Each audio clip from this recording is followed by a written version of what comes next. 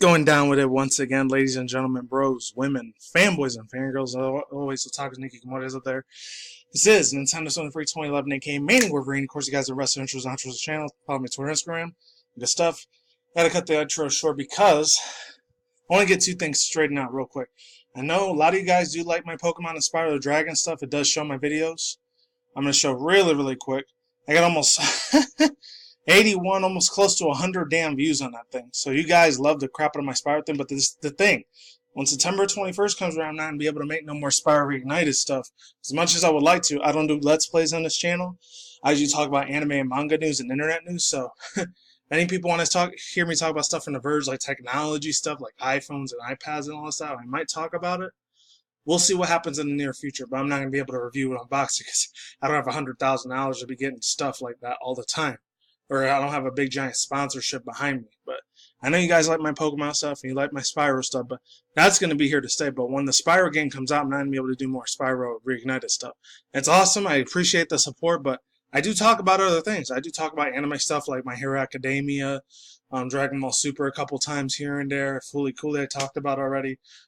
The Steins Gate Zero anime I talked about last month. You know, I still talk about other anime manga updates, even that spin-off for freaking Fairy Tail, you know? So please, watch my other stuff. I'm just saying.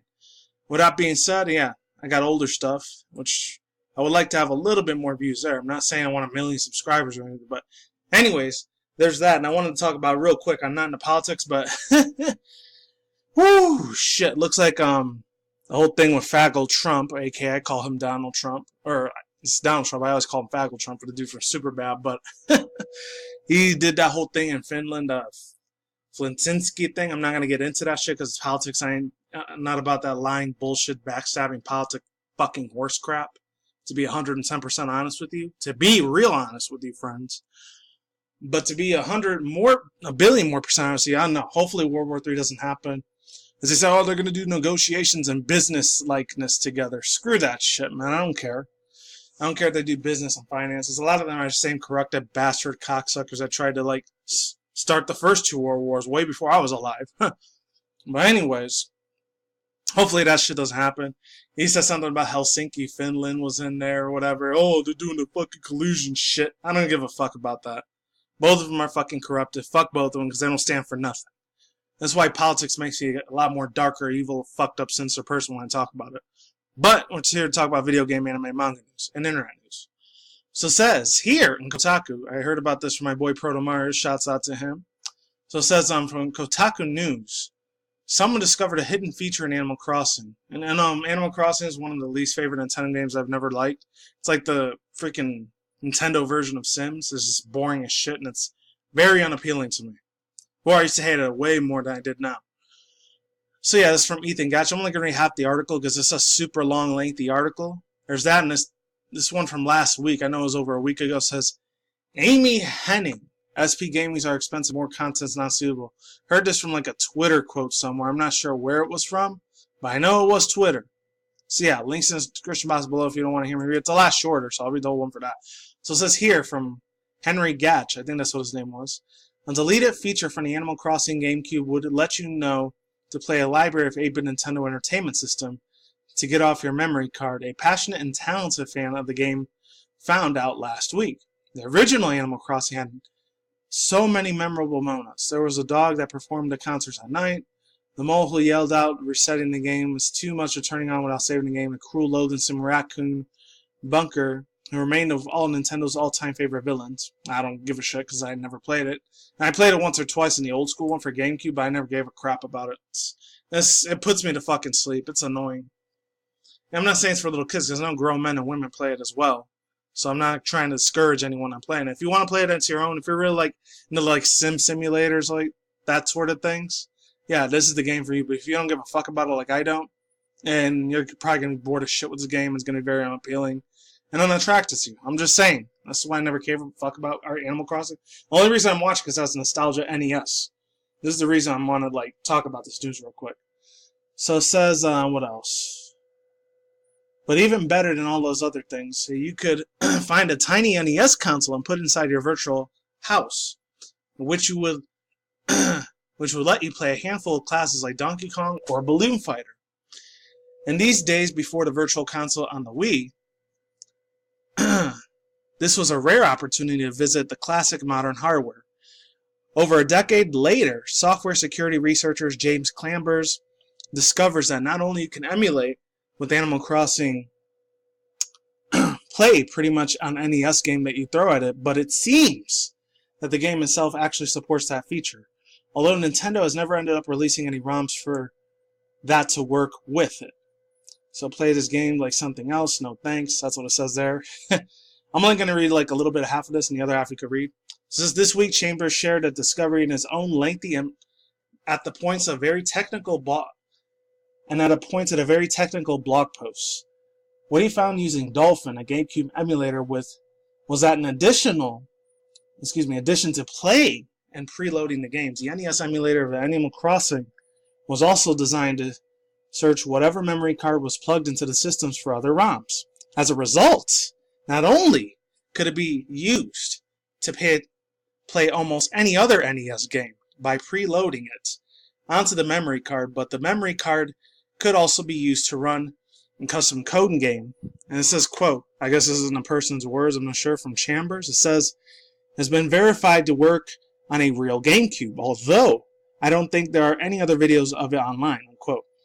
Chambers told Kotaku in an email, I need to set up the ability to copy files from my computer to the GameCube memory card before I can try it myself, unquote. So you guys can read the rest there. It's a very long ass lengthy arc. I'm not going to read the rest from Ethan Gatz. Shout out to him.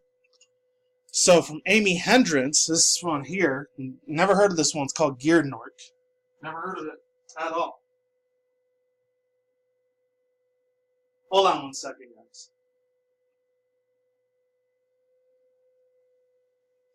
Give me 1 second. I just got text real quick. But this Amy Hanging one is extremely important because holy crap balls. I never heard of the video game industry in this type of perspective of life.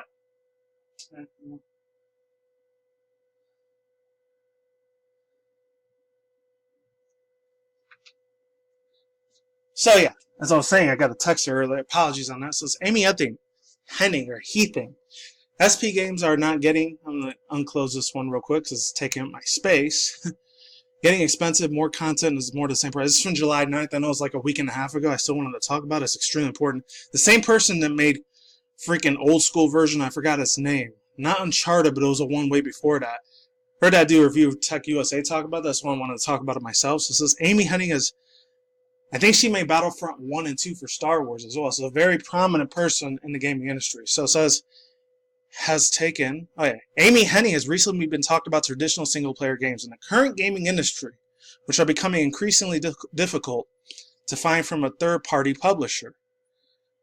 When the first-party developer like Nintendo and Sony still can try to attempt them, it's a completely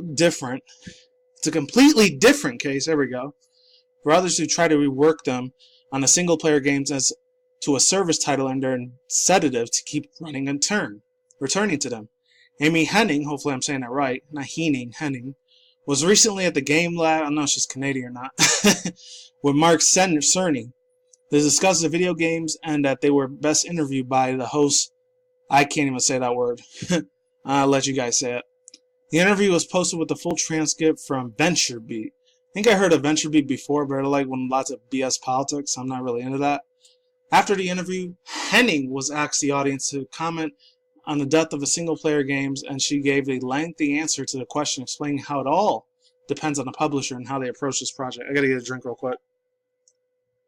This is all her own words. It says, it's not that we're looking for the depth of a single-player games, or that the players don't want them. Some publishers are going to fall out on one end of the spectrum and another based on their business plans. Fair enough. It's just that the traditional ways we've done are getting harder and harder to support. That's why I've been talking about in the past about the feelings, like we were in an hour of inflection. I almost said infection there, I don't know. Points to the industry. We've talked about this for a very long time. How do we keep on moving, making games like this when they're getting prohibitively expensive? There we go. I got high words in that vocabulary. I never heard that one. We don't want to break into the single-player experience, but there's pressure to provide more and more of the same price for the points games have always been. This isn't substantial, I believe, but I think it breaks the purpose of a single-player game. I say with some of the people here, I play games because I don't want to finish them. I want to see the story. You know what? I can totally agree with that. A lot of old school RPG and like platformer games, a lot of ones are even half of the puzzle arcade games. I was a real big fan of the 90s, early 2000s as a kid at the time. I was hugely indoctrinated into this amazing, wonderful, beautiful genre of category of video gaming industry at the time. Because it told stories. It made you have fun with the game. Enjoyment, excitement. Nowadays, it's all about competitive. Nobody gives a fuck about having fun anymore. So I understand on that level of, like, mentality that she's talking about. So let's move on. I like the story of the arc. I don't see the ends of most games. How crazy is it that we've said about it the narrative? But we've made games where a fraction of audiences sees at the end of the games. That's heartbreaking. I hope to see that we make a more shaken-ups in the industries. We'll open up the portfolios. Maybe we'll have a subscription model so we can see that there can be stories of games for long hours at an appropriate price point. We have digital distribution. That should be possible. We shouldn't be stuck at this brick-and-mortar price and trying to make more and more of the content breaking more of the spirits of the games. Very lengthy-ass thing, but I still wanted to talk about it nonetheless. I think there's still more to it, yeah. Oh, that's it. Shout out to Kumar Imatsi. Hopefully I didn't butcher that name too badly. So it says, interestingly enough to hear what she has to offer in regarding to the so-called narrative of the death of single-player experiences.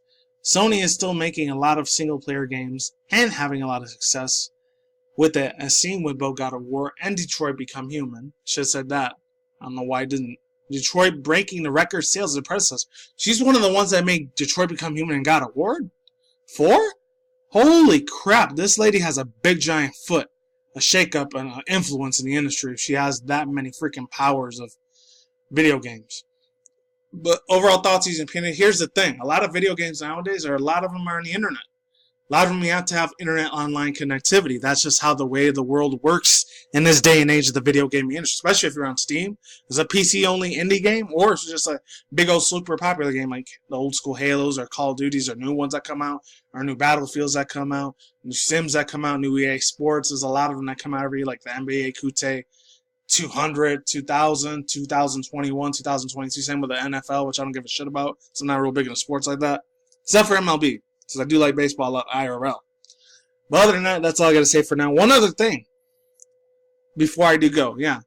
I highly doubt there's going to be a big change in the industry. If she does, they're going to have to make them like $10-$20 as like an eBay thing or something, or like find it on Craigslist. That's the only way you're going to be able to like sell cheap-ass games. But as far as giant entities like Sony, Activision, EA Sports, Ubisoft, and all that stuff, that's on their decision alone to make. I had no idea that shit was going to show that. Hopefully I don't get a strike for that. Anyways, friends, that's all I got to say for now, and I'm done, and I'm out of here. Peace out. Links in the description box down below to both these articles. Links to review Tech USA's video on this. And a link to my boy Protos on the other channel for Animal Crossing, and I'm out of here. Peace out once again, ladies and gentlemen. Oh, and I was watching some Pokemon Go shit from Master Holly. This chick is awesome. Beautiful, awesome, soft piece of ass. I'll leave the link to the video down there, even though I didn't talk about Pokemon today. Peace out once again, ladies and gentlemen, bros, women, fanboys, and fangirls, and of course, as always, oh yeah, and ladies and gentlemen, otakus and ikikomoris out there, I will see when I see you. You guys have a good day, have a good night, wherever you are at around the world out there, during smoke at the same time, so being reckless, keep it calm, keep it cool, keep it chill, keep it lekker out there.